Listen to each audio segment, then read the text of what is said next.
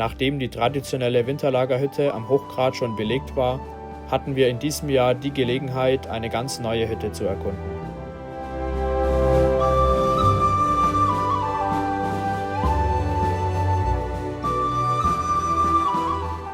Die Angel-Arbeiterhütte liegt, malerisch eingebettet in der schönen Landschaft der Ammergauer Alpen, am Fuß des Hörnle, das wir selbstverständlich am ersten Lagertag sofort erkunden wollten.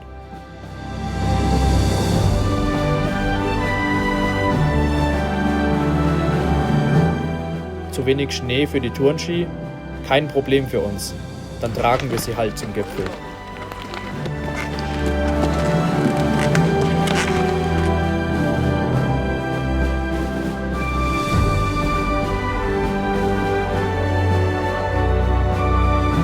Das große Highlight war dann die Skitour auf die Alpspitze am Neujahrstag.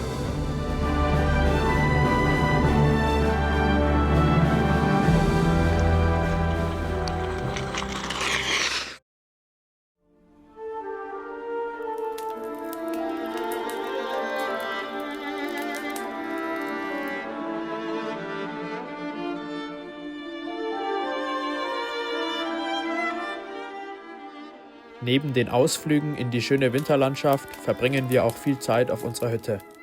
Angeregte Diskussionen über dieses und jenes Thema, bei selbstgebackenen Plätzchen, aber auch immer wieder Zeiten der Stille und des Gebetes lassen die Tage wie im Flug vergehen.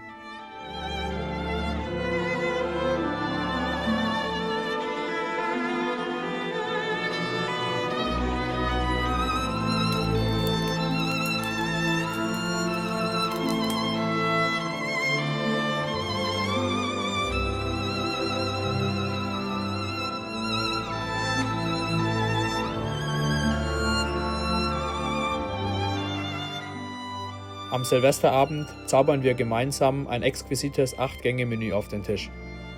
Von italienischer Antipasti über Entenbraten in Rotweinsauce bis hin zum Kaiserschmarrn verwöhnen wir uns mit allem, was man sich auf einer Berghütte auf über 1000 Meter ohne Strom und fließend Wasser eigentlich nicht vorstellen kann.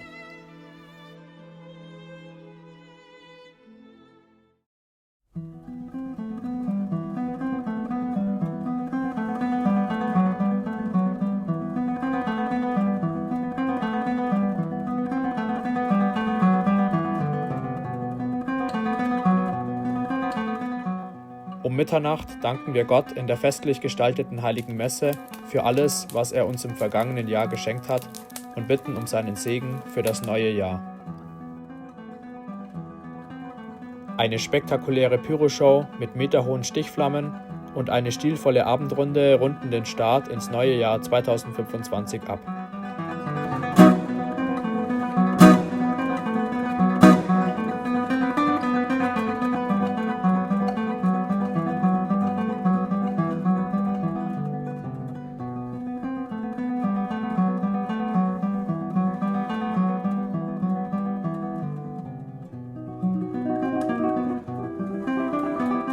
Das Winterlager war mega schön.